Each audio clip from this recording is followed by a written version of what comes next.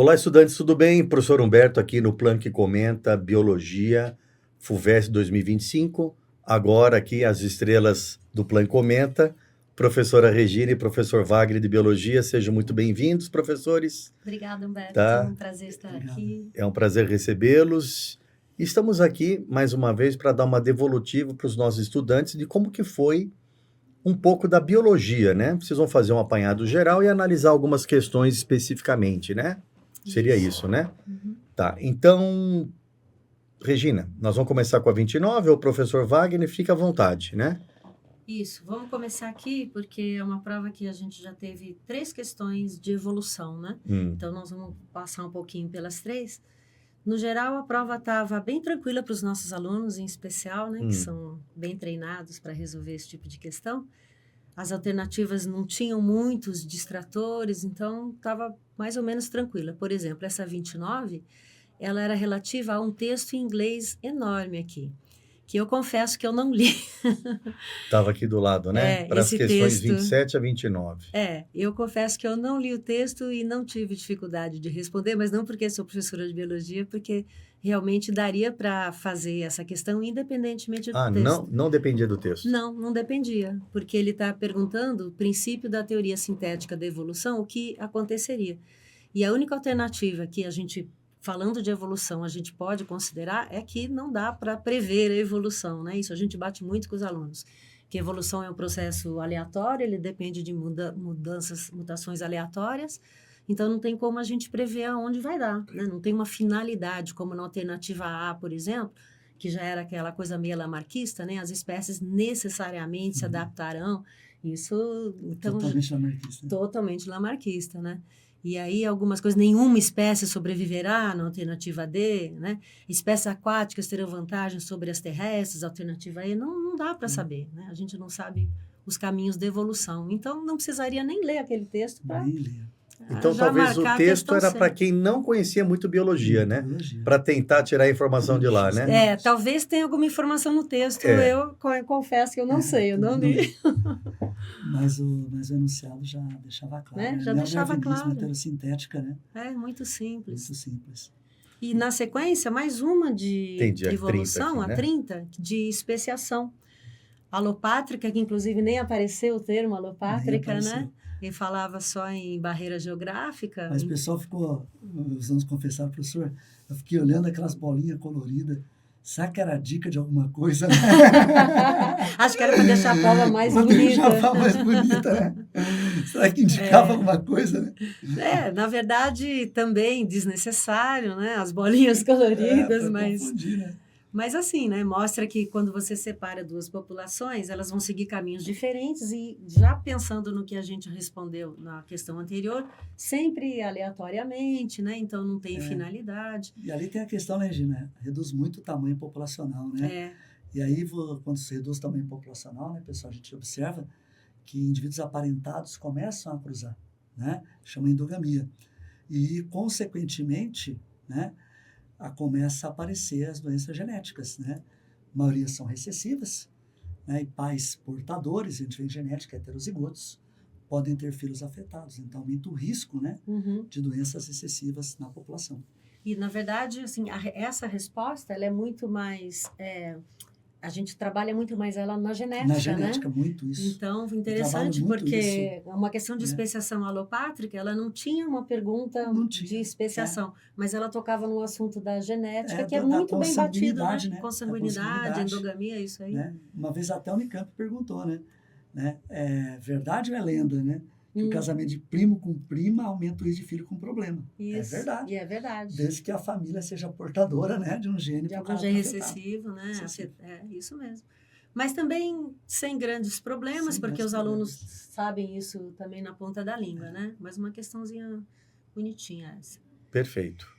Qual a próxima, E podemos professores? passar para mais uma de evolução, já que estamos, claro. Foi uma prova 3, que é a 71.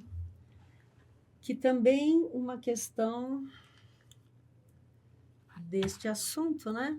Questão 71, estou chegando nela, lá no final. Vamos lá.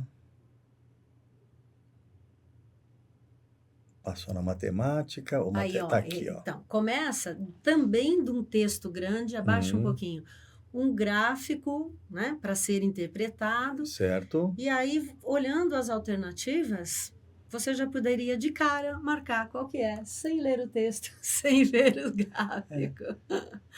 Porque a alternativa D e E, elas dependem do gráfico, né? Mas quando você vê a alternativa C, que é a coisa óbvia, né? Voltando à questão que a gente já corrigiu, né? Mutações aleatórias que acontecem nas bactérias associadas à exposição prolongada a antibióticos contribuem para a seleção de bactérias resistentes, ponto, não tem o que discutir, é isso que acontece.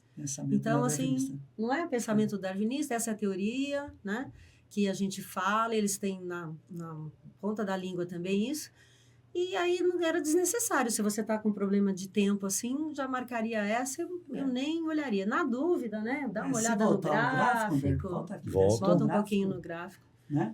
Você tem população em vermelho lá, sem antibiótico. Olha a explosão, né? População sem antibiótico, né? Com antibiótico número 1, né? Você vê que a população, depois de um tempo, ela decai. Com antibiótico 2, ela decai rapidamente, né? O antibiótico mais eficiente, né? Deve ser um bactericida aí, né? Penicilina, cefalosporina, vancomicina, vai saber, rapidinho. Né? E o antibiótico 3 reduziu a população, mas depois voltou a aumentar, né? A tal da resistência bacteriana. Né? Perfeito. Mas é um tema clássico em prova de medicina. Quando dá uma questão de evolução, como vai ter FAMEMA domingo agora, né? O cara dá uma questão de evolução envolvendo antibiótico.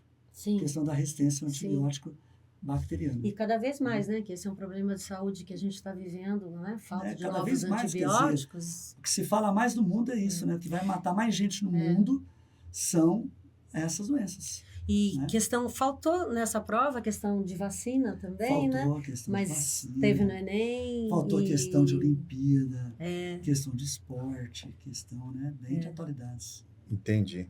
Então, essa aqui seria a letra C, né?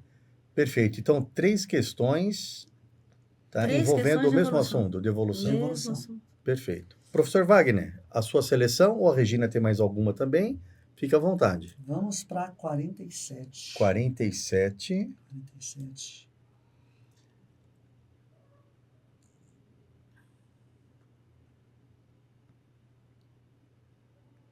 Aqui.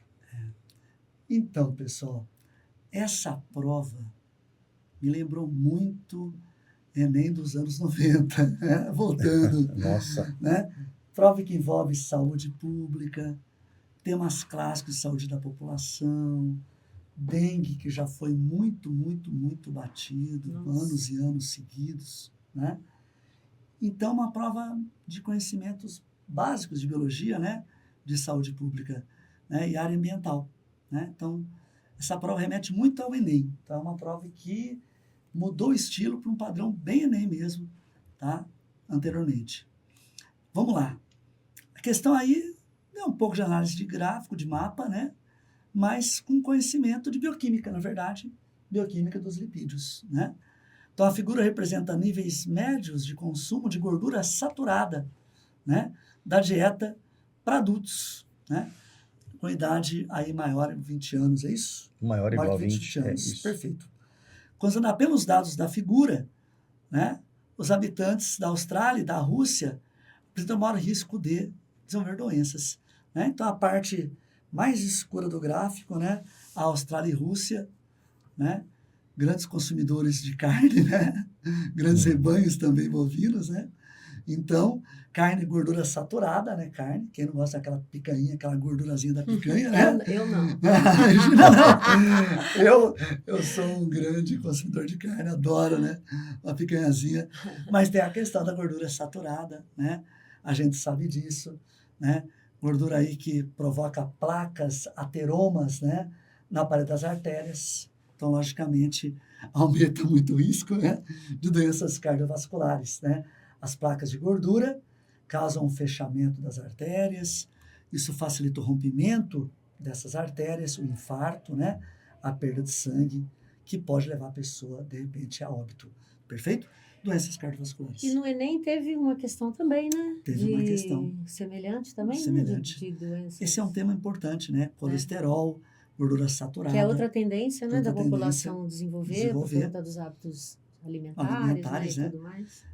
Colesterol e gordura saturada é um tema muito importante. Quando eu dou bioquímica, eu falo muito disso, né?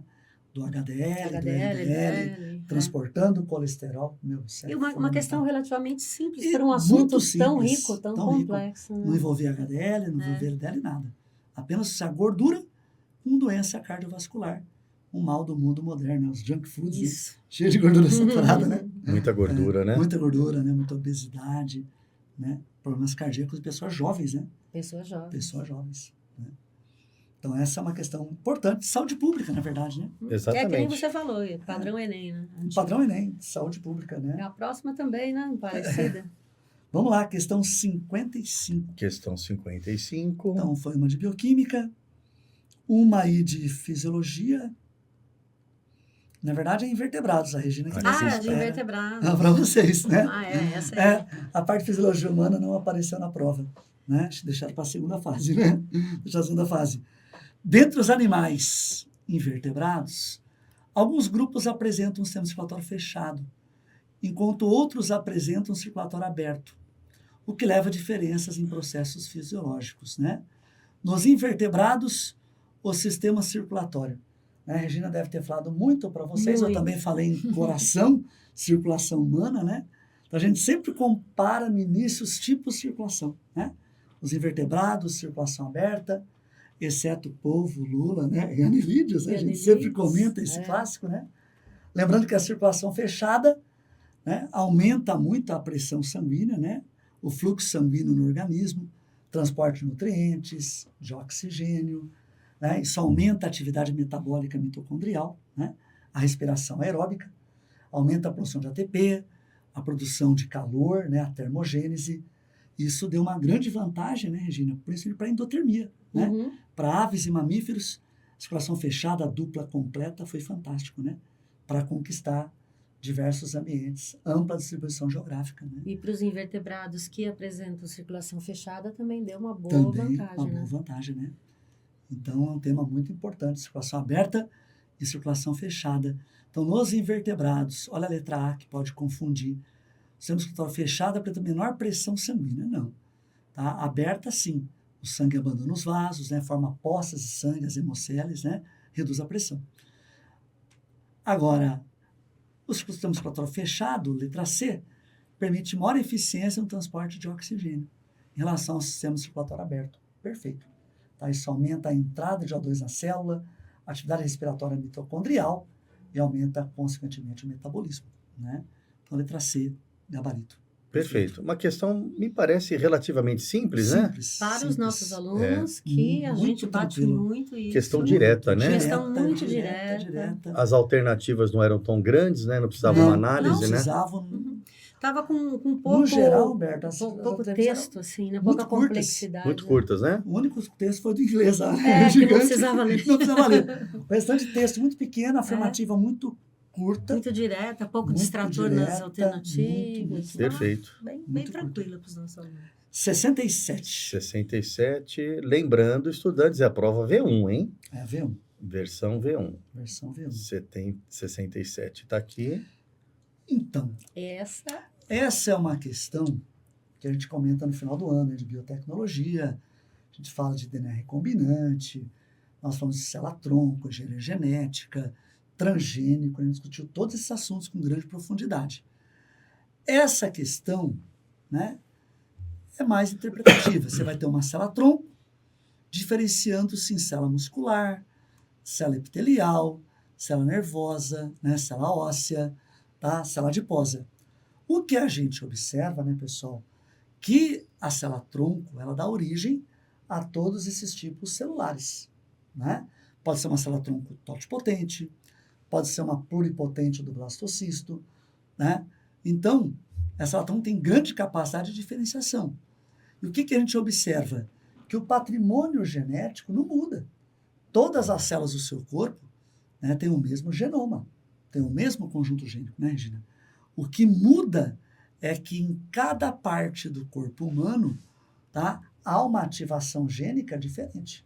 Cada região do corpo ativa um conjunto gênico diferente. A FUVEST cobrou muito isso já em segunda fase. Né? Por que as células têm funções tão diferentes se o genoma é o mesmo para todas elas? É que cada célula ativa um pool gênico, um conjunto gênico diferente. Tá?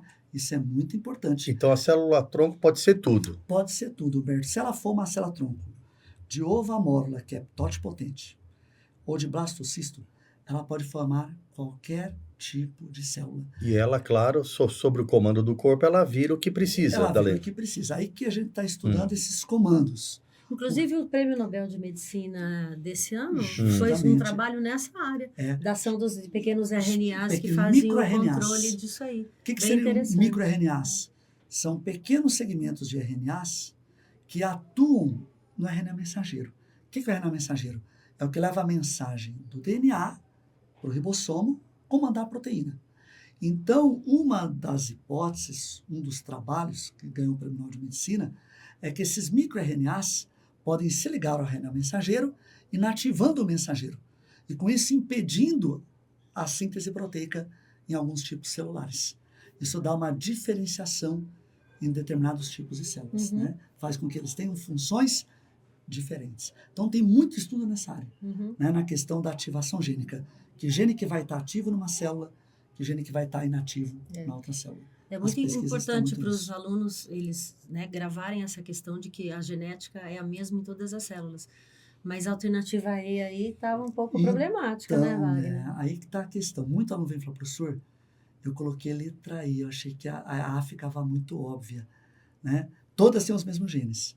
E como são todas células de origem animal, vieram da mesma célula-tronco, todas têm as mesmas organelas. Professor, mas no músculo poderia ser um retículo sarcoplasmático.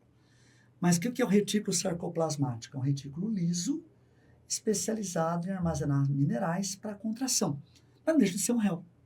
Um adipócito não deixa de ter uma gotícula de gordura, uma vesícula de gordura, um vacúolo, mas que tem em todas as células.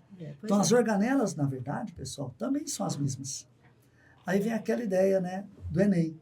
Né? Você pode ter mais de um gabarito na questão.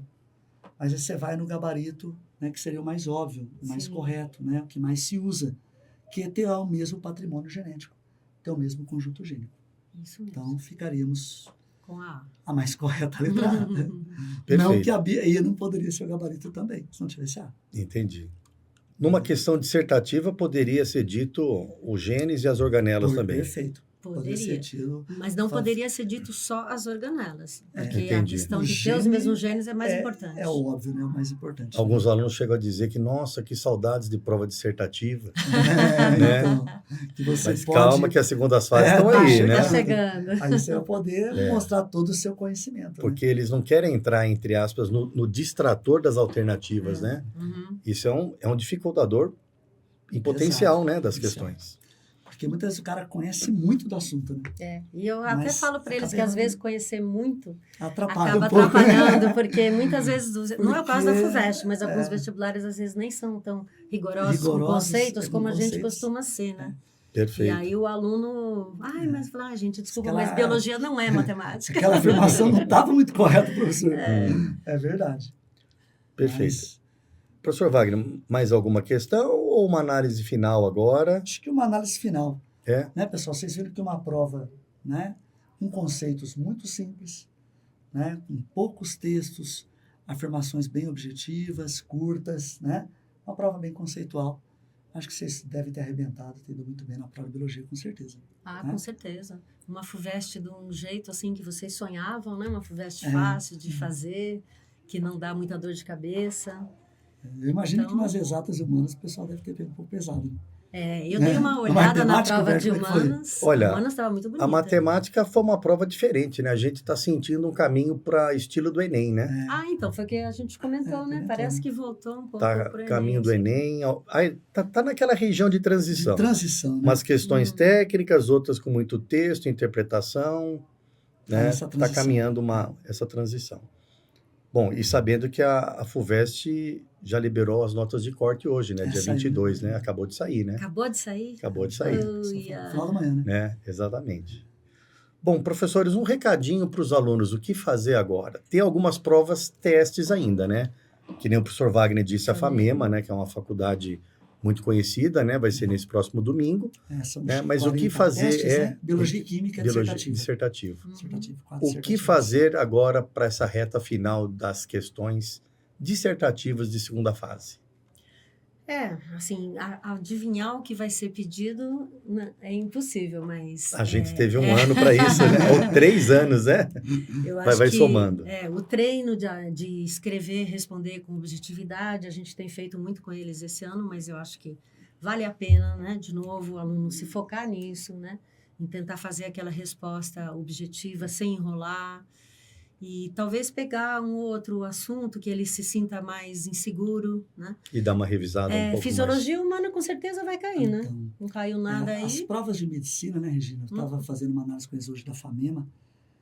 Vai 4 questões, né? Uma de física humana, uma de biocelular, uma de genética. Aí alterna, né? A quarta questão pode ser botânica, ecologia. Pode ser ecologia ou evolução. Alterna um pouco.